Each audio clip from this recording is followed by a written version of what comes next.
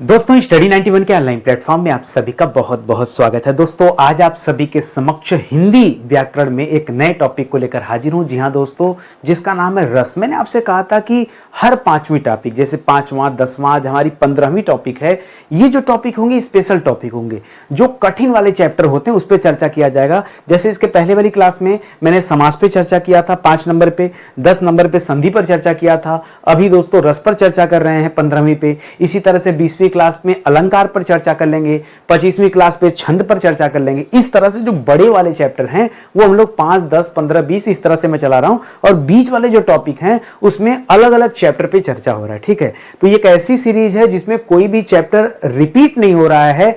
प्रतिदिन जब भी ये क्लास आती है दोस्तों, तब मैं एक नए टॉपिक को लेकर आप सभी के समक्ष हाजिर होता हूं। तो चलिए देखते हैं कि आज की क्लास में आपको क्या कुछ देखने समझने को मिलता है और आप कितने जवाब दे पाते हैं। ठीक है, एक चीज और कहना चाहूंगा, हमारे पास बहुत सारे कोर्सेज हैं जिसमें हमारा सुपर सेलिंग बैच जो है दोस्तों, वो हिंदी इंडिविजुअल का बैच है। विश्वास कीजिए 175 के लगभग दोस्तों इसमें मैंने लेक्चर दे रखा है, जिसमें साहित्य और व्याकरण डिटेल में पढ़ाया गया है। एक एक चैप्टर पढ़ाया भी गया है, उस चैप्टर का क्वेश्चन आंसर कराया गया है, फिर आपको पीडीएफ दिया गया। इसी तरह से हमारे पास हिस्ट्री और पॉलिटी का भी दोस्तों बैच चल रहा है। बहुत गजब का बैच है। हर एक बैच में मैंने डेमो दे रखा है। आपको परचेज करना या नहीं करना ये बाद का विषय है, लेकिन डेमो तो आप देख सकते हैं ना। जो निःशुल्क क्लास एक बार उसे आप जरूर देखिए, उससे आपको दोस्तों बहुत बढ़िया तैयारी करने का मौका मिलेगा, समझने का मौका मिलेगा कि नितिन सर का कोर्स हमें ज्वाइन करना भी चाहिए या नहीं ज्वाइन करना चाहिए। ठीक है, चलिए स्टार्ट करते हैं अपने सवालों को और पढ़ना आरंभ करते हैं। ठीक है, पहला सवाल दे रहा है कि भरत मुनि के अनुसार रसों की संख्या कितनी होती है। ठीक है, भरत मुनि के अनुसार, स्पेशली जब कभी ये नाम दे दे भरत मुनि, रस के बहुत बड़े आचार्य माने जाते हैं, और इन्होंने ही दोस्तों बहुत महत्वपूर्ण ग्रंथ लिखा था। ग्रंथ का नाम बताइए आप, कमेंट करके बताइए एक बार। ठीक है, कि भरत मुनि की रचना दोस्तों कौन सी है। ठीक है, अच्छा, भरत मुनि कहते हैं दोस्तों कि रसों की संख्या कितनी दोस्तों। अच्छा, कुछ लोग 9 कहते हैं, कुछ लोग 8 कहते हैं, कुछ लोग 11 कहते हैं। तो सही क्या है? भरत मुनि ने 9 नहीं कहा है, भरत मुनि ने 9 नहीं कहा है, अभिनव गुप्ता ने 9 कहा है। ठीक है, जो बच्चे यहां 9 जवाब देने चल रहे थे उनका जवाब यहां क्या हो जाएगा? गलत हो जाएगा। 11 भी नहीं होगा दोस्तों। भरत मुनि ने जो रसों की संख्या मानी वो 8 मानी। कितनी मानी है? याद रखेगा 8। किसके अनुसार दोस्तों? भरत मुनि के अनुसार। ठीक है, भरत मुनि के अनुसार रसों की संख्या कितनी है? तो रसों की संख्या मानी जाती 8। इसे आप ध्यान देंगे। अगला ही सवाल देखिए, मुझे पता है कि बहुत सारे बच्चे कंफ्यूजन में होंगे। जैसे सवाल आ गया कि हिंदी में कुल कितने काव्य रस होते हैं, तो याद रखेगा हिंदी में कुल कितने होते हैं दोस्तों, तो आप 9 बताइएगा। ठीक है, क्यों?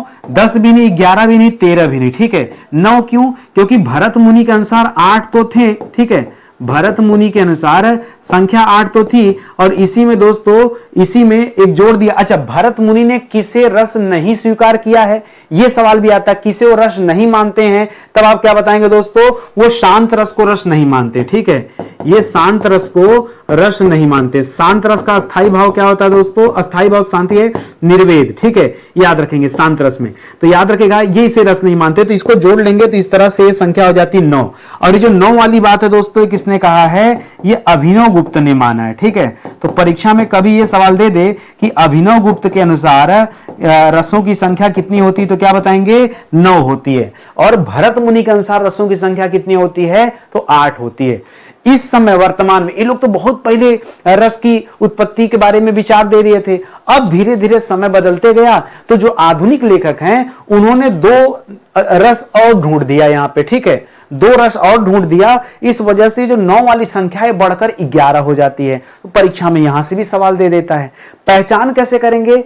जब भरत मुनि शब्द मिले तब आप दोस्तों 8 बताइए, जब अभिनव गुप्त शब्द मिले तब आप 9 बताइए। और यदि आपसे सीधे सीधे पूछ ले कि रस कितने प्रकार के होते हैं और ऑप्शन में 9 न दिया हो, तब आप 11 बताइएगा। क्या बताएंगे?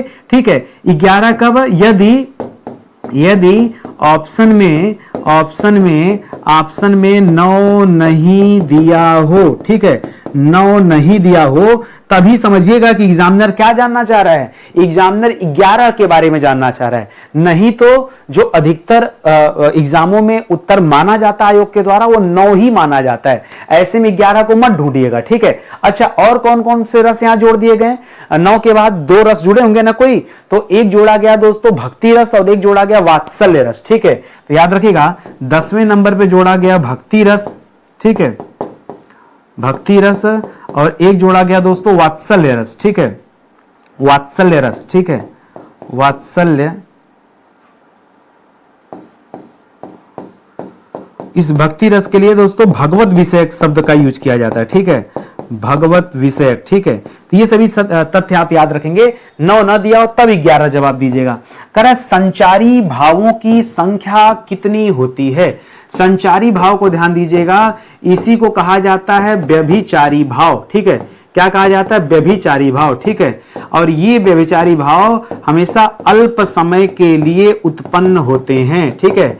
अल्प समय के लिए मन में उत्पन्न होते हैं व्यभिचारी भाव या संचारी भाव। संचारी भाव की संख्या कितनी मानी जाती है? तो याद रखेगा 33 मानी जाती है। 15, 22, 28 नहीं, कितनी संख्या मानी गई है? इनकी संख्या 33 मानी गई है, ठीक है। 34वां महाकवि देव का नाम सुना होगा, उन्होंने 34वें जो है संचारी भाव की खोज किया है। छल को 34वां संचारी भाव माना है। कभी कभी ये भी परीक्षा में आ जाता है, तो ध्यान दीजिएगा, छल को क्या माना जाता है दोस्तों? 34वां संचारी भाव माना गया, ठीक है। किसे माना गया है? छल को। फिलहाल तो आप 33 से समझिएगा, ये आप ध्यान दीजिए, ठीक है। इस तरह के सवाल आते हैं परीक्षा में, विश्वास कीजिए, ठीक है। और आगे बढ़िए। करा निम्नलिखित में से किसका उल्लेख भरत मुनि के रस सूत्र में नहीं है? किसका उल्लेख भरत मुनि ने नहीं किया है? करा विभाव का, अनुभाव का, अस्थाई भाव का या संचारी भाव का?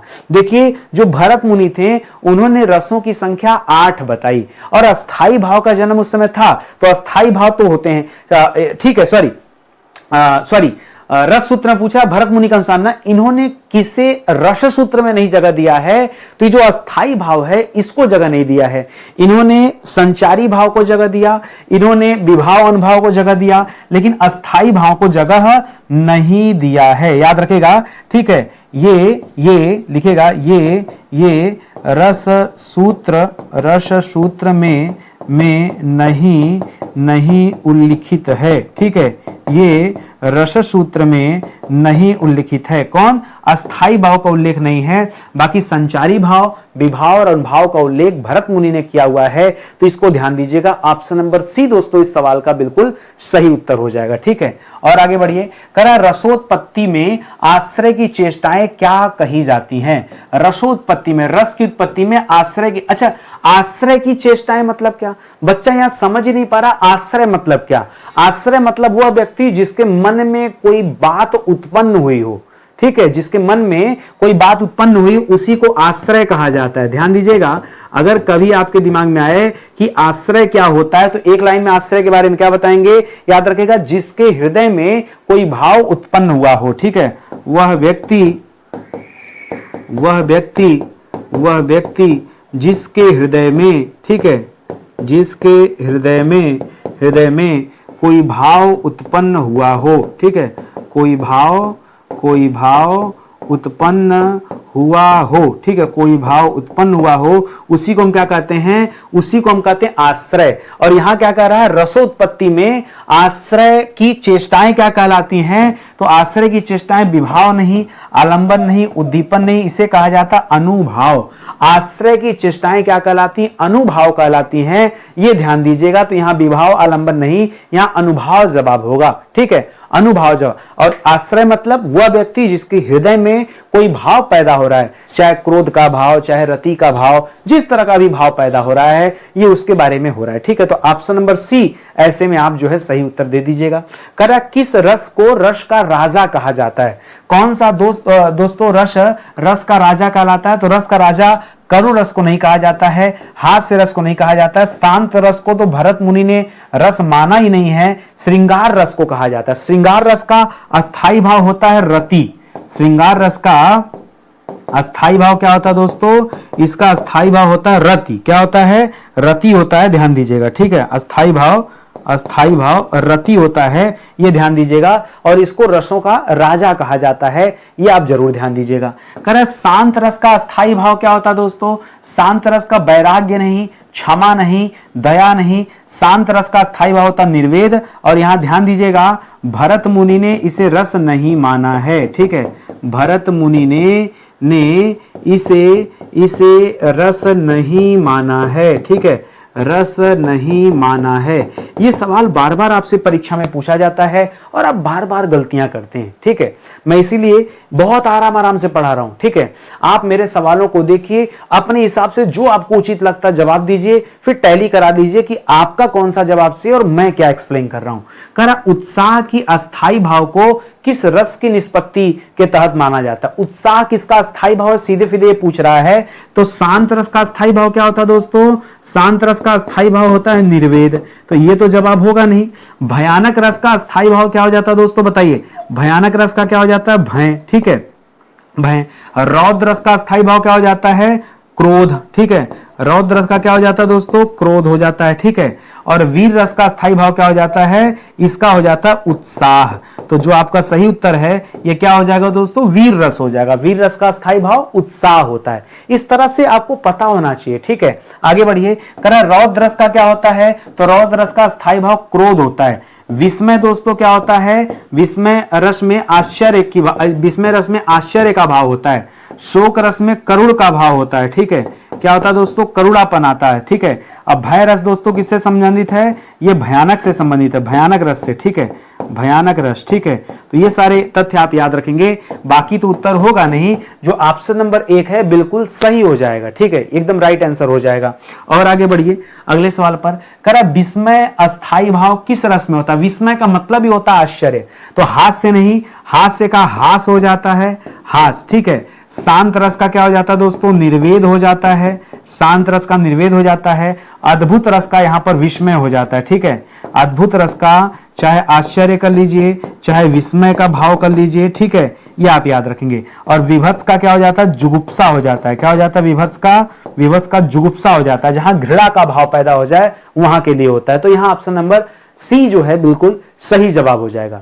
ऐसे सवाल हुबहू परीक्षा में पूछे जाते हैं। आपको लग रहा होगा सर बहुत आसान है। अरे आसान है तो 25 में 25 सवाल का जवाब दे दीजिए। अगर आसान लग रहा है तो सिंपल सी बात है ना। आसान है तो सारे सवाल का जवाब दे दीजिए, तो और आपके लिए तो बेहतर ही है। कह रहा है शोक किस रस का स्थायी भाव? शोक यानी करुणा की बात हो रहा है, तो यहां करुण रस हो जाएगा। ठीक है, क्या हो जाएगा दोस्तों? करुण रस हो जाएगा। ठीक है, क्रोध नहीं होगा, क्रोध के लिए रौद्र होता है। ठीक है, और क्रोध नाम का कोई रस नहीं होता है, क्रोध के लिए रौद्र शब्द होता है। ठीक है, तो शोक का शोक रस नहीं, निर्वेद नाम का कोई रस तो होता नहीं। निर्वेद अस्थाई भाव है और निर्वेद शांत रस का स्थायी भाव है। ठीक है, तो याद रखेगा दोस्तों, यहां हो जाएगा यह शांत रस का स्थायी भाव है। ठीक है, यह शांत रस का अस्थाई भाव है। ठीक है, शांत रस का स्थायी भाव है, ये आप याद रखेंगे। तो ऑप्शन नंबर 1 फिलहाल जो दिया है यहां पे आपका सही उत्तर हो जाएगा। और आगे बढ़िए। करा विभत्स मतलब क्या हो जाएगा? घृणा का भाव। ठीक है, विभत्स में क्या होता है दोस्तों? हमेशा याद रखें घृणा का भाव। और घृणा का भाव कहां आता है दोस्तों? तो भयानक में भय बताया था। निर्वेद शांत का हो जाएगा। जुगुप्सा यहां हो जाएगा, याद रखेंगे। ठीक है, जुगुप्सा अस्थाई भाव। जुगुप्सा अस्थाई भाव घृणा नहीं है, वो तो भाव को दर्शा रहा है। तो जुगुप्सा कीजिएगा। जिन्हें नहीं पता होता घृणा जवाब दे देते हैं, गलत उत्तर हो जाएगा। जुगुप्सा आपका जवाब होगा।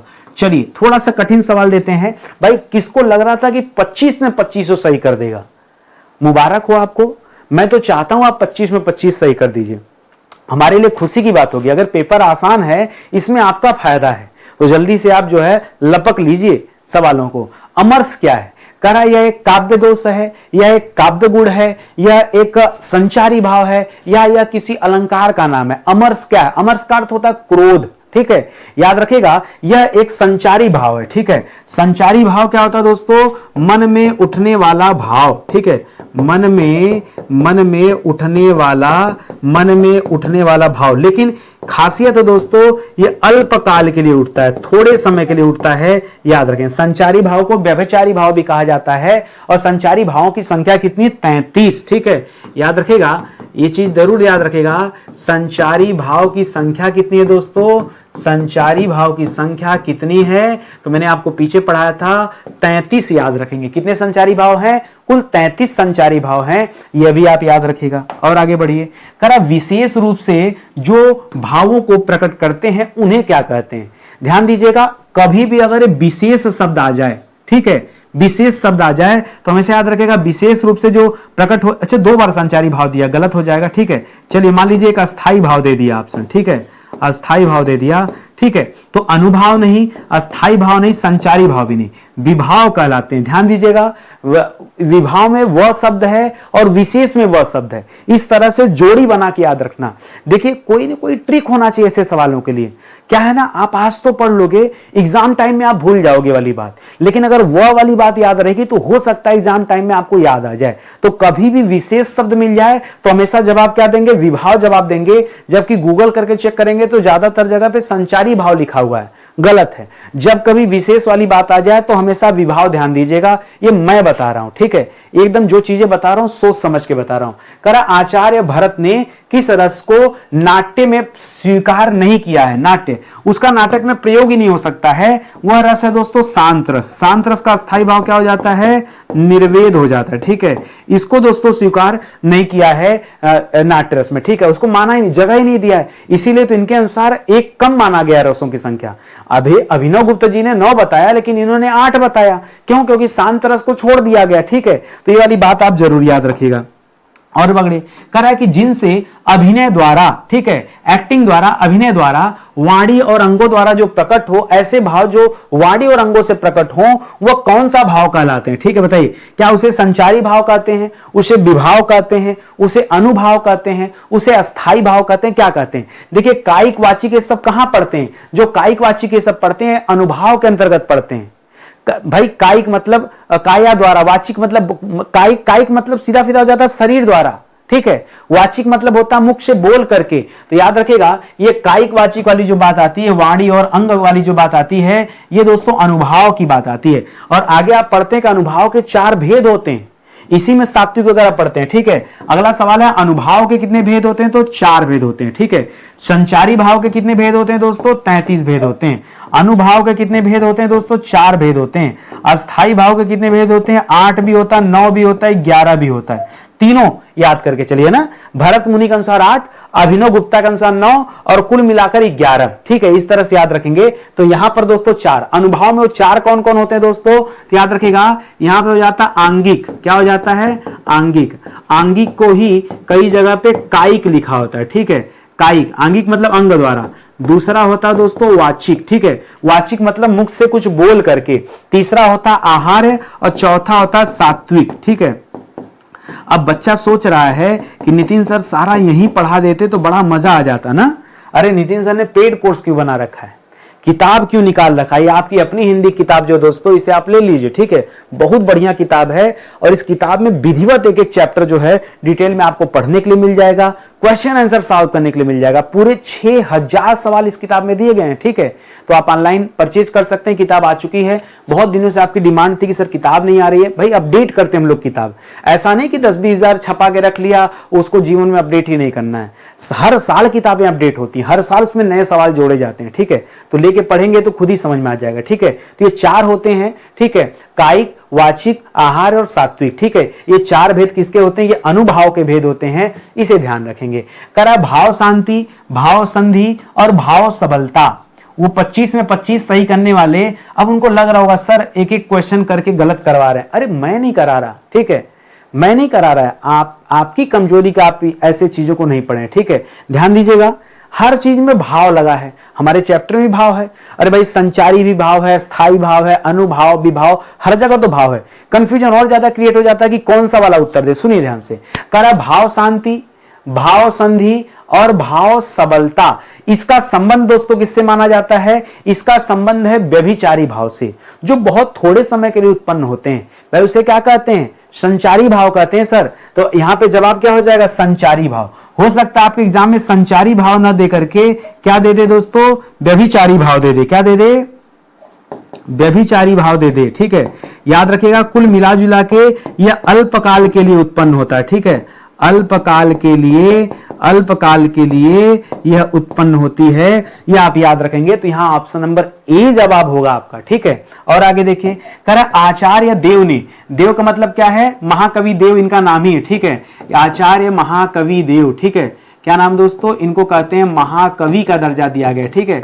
महाकवि देव ने किस भाव को 34वां संचारी भाव, वैसे तो हम मानते हैं कि संचारी भाव की संख्या कितनी होती है? 33, लेकिन 34वां जो है छल को माना गया है, ठीक है। छल को 34वां स्थान दिया गया है। स्मृति, पुलक और रोमांच नहीं दोस्तों, यहाँ छल को 34वां संचारी भाव माना गया है, व्यभिचारी भाव माना गया है। इसे दोस्तों आप ध्यान में रखिएगा। और देखिए किस रस का संचारी भाव उग्रता, गर्व और हर्ष होता है। देखिए श्रृंगार में तो रति आता है स्थाई भाव, और रति के अंतर्गत होता है प्रेम। क्या होता है दोस्तों? सिर्फ प्रेम, प्यार। ठीक है, ये आता है दोस्तों, ये भाव आता है। यहाँ गर्व वाली जो बात है दोस्तों ना, उग्रता अच्छा देखिए वात्सल्य भी क्या हो जाएगा दोस्तों? यहाँ पुत्र प्रेम हो जाता है। ठीक है, वात्सल्य में क्या हो जाएगा? पुत्र प्रेम, पुत्र मोह। ठीक है, पुत्र मोह हो जाता है। ठीक है, ये आ जाता है। अब देखिए यहाँ पे ध्यान दीजिएगा, बच्चे को ये नहीं समझ में आ रहा है कि वो वीर रस जवाब दे या रौद्र रस जवाब दे, क्योंकि वीर रस के अंतर्गत उत्साह का भाव पैदा होता है और रौद्र क्रोध का भाव देता है। तो आपको यहां समझना होगा, लिख रहा उग्रता, कि आदमी उग्र हो जाए। सही बताएं तो जब उसके अंदर वीरता का, उत्साह का भाव आएगा तो उग्र हो जाएगा, और क्रोध का भाव आता तो भी उग्र हो जाता है। तो ये तो दोनों में सही हो जाएगा।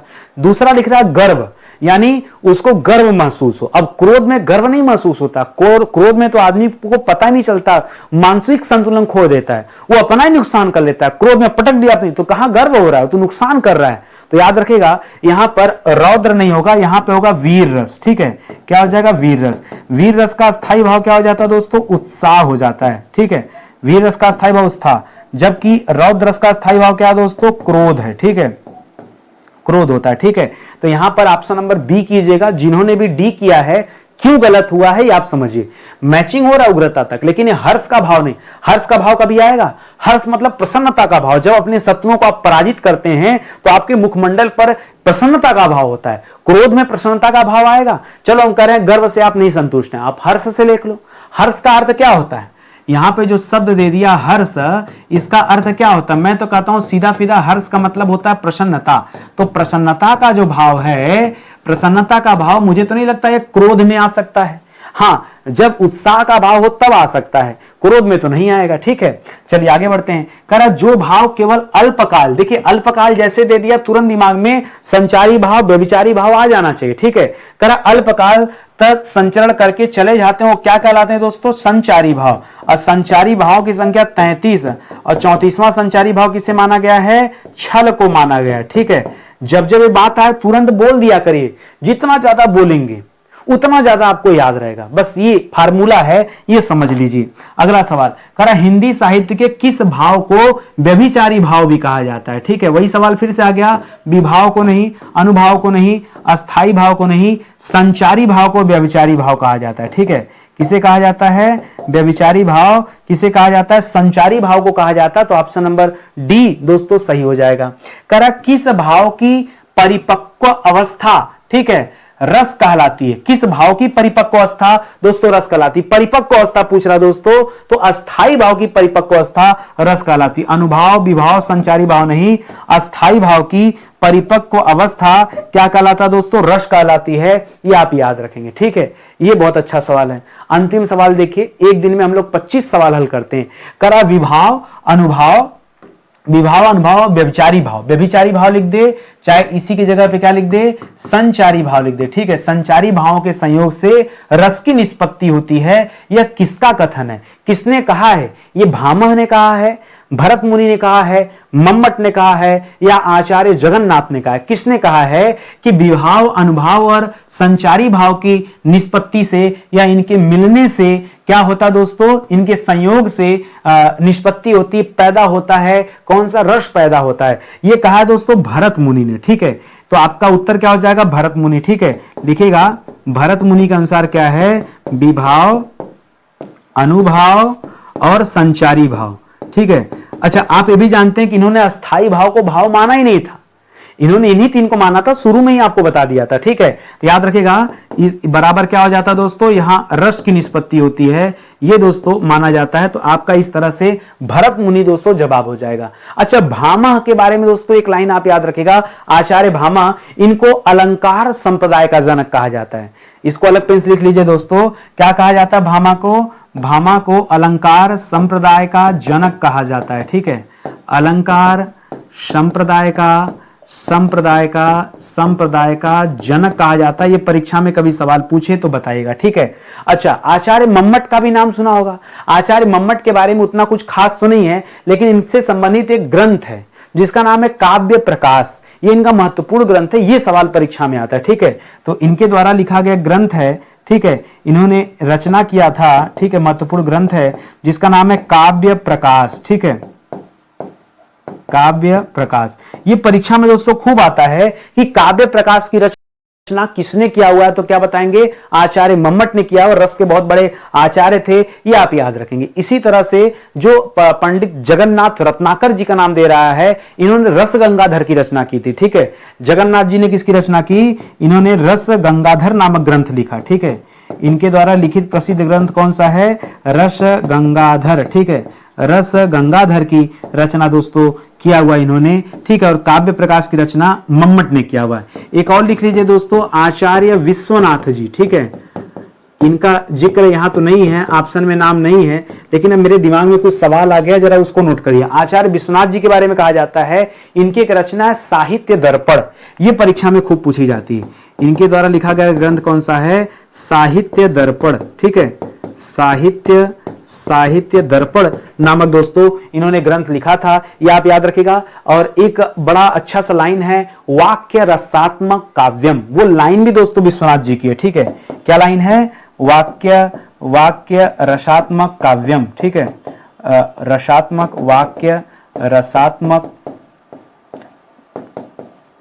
काव्यम, ठीक है, ठीक है। ये लाइन दोस्तों किसकी है, ये आचार्य विश्वनाथ जी की लाइन है। ये परीक्षा में दोस्तों कभी कभी पूछ लिया जाता है। तो इतना डिटेल अगर आपको आता है तब तो ठीक है, और नहीं इतना डिटेल आता है तो फिर गड़बड़ है, ठीक है। तो जरा वो बच्चा बताए कि जिसका 25 का 25 सवाल सही हुआ, ठीक है। देखिए मेरी क्लास में आएंगे ना तो हमेशा आपको कुछ नया सीखने को मिलेगा। फिर से मैं कह रहा हूं, आप एक किताब परचेज कर लीजिए, बहुत बढ़िया किताब है। हिंदी के लिए बैच तो हमारे पास है, एक किताब भी हमारे पास है, ठीक है। बहुत अच्छी किताब है दोस्तों। और ये किताब अगर ले लिए तो मान लीजिए आपको रस वाला चैप्टर पढ़ रहे हैं, और रस के चैप्टर में बताऊं कितने सवाल मैंने दे रखे हैं आपके प्रैक्टिस के लिए, कुल मिला के 151 सवाल, 151 सवाल इस किताब में दिया है, रस वाले चैप्टर में अलग से, ठीक है। तो आपने यहां पढ़ा, आज 25 पढ़ा, 151 पढ़ने के बाद बताइए कुछ कमी महसूस होगा, आपको लगेगा कि सब तैयार हो गया, ठीक है। इसीलिए कह रहा हूं दोस्तों, ये किताब बहुत बढ़िया है, पूरी अपडेटेड किताब है, तो आप जल्दी से इसे परचेज कर लीजिए, ठीक है। बहुत बढ़िया आपकी तैयारी होगी। हमारे वेबसाइट या एप्लीकेशन पर ये किताब है। कहीं कोई दिक्कत हो रही परचेज करने में तो यहाँ हेल्पलाइन नंबर दिया गया दोस्तों, इस हेल्पलाइन नंबर पे कॉल करके आप किताब मंगा सकते हैं, ठीक है। और इसी के साथ हमारा सेशन समाप्त होता है, ठीक है। और जो हमारे कोर्सेज हैं दोस्तों, सारे के सारे कोर्सेज, किताबें, सब कुछ दोस्तों आपको यहाँ मिल जाएगा। स्टडी 91 ऑफिशियल एप्लीकेशन यहाँ मिल जाएगा। बाकी हिंदी तो हमारी सुपर सेलिंग बैच है, उसके अलावा इतिहास और संविधान का बैच भी आ चुका है। मेरे साथ पढ़ोगे तो मैं एक गारंटी देता हूं आपको, एक विषय आपको अपने जीवन में सिर्फ एक बार पढ़ना पड़ेगा, बार बार नहीं। जैसे एक बार इतिहास पढ़ लिया तो पढ़ लिया, आप चाहे कोई भी एग्जाम दीजिए, आप आंसर राइटिंग भी अगर आपको मेंस में लिखना होगा ना, तो आपको पीछे मुड़ के नहीं देखना होगा कि हमारा इतिहास नहीं तैयार है, इतना विधिवत मैंने पढ़ाया है। उसी तरह से हिंदी का बैच है, उसी तरह से संविधान का बैच है, ठीक है। आप एक बार मौका तो दीजिए, जुड़िए तो सही। आप डेमो देखिए मेरे भाई, पसंद आए तो ज्वाइन कीजिए। मैं इतना सीरियस होके इतने अच्छे ढंग से जब फ्री में पढ़ा सकता हूं, तो आप समझिए मैं अपनी जिम्मेदारी पेड क्लास के प्रति कितना बेहतर ढंग से निभाता हूं, कंटेंट को लेकर के। एक सिंगल बच्चा भी इस बैच को ज्वाइन करके नहीं कर सकता कि मैं सेटिस्फाई नहीं हूं, ठीक है। आप डेमो क्लास देख लो, आपको खुद ही लगेगा। और डेमो क्लास में अलग से नहीं बनाया हूं, मेरे बैच का पार्ट है, ठीक है। ऐसा नहीं कि आपको केवल उत्साह आपके अंदर भरने के लिए मैंने डेमो दे दिया, ऐसा कुछ नहीं है, ठीक है। आप आइए, जुड़िए हमारे साथ। कहीं कोई दिक्कत है, परेशानी है, ये हमारा हेल्पलाइन नंबर है, कॉल कर सकते हैं, मैसेज दे सकते हैं, ठीक है। बहुत बहुत धन्यवाद आप सभी का। जय हिंद, जय Bharat. Thank you so much.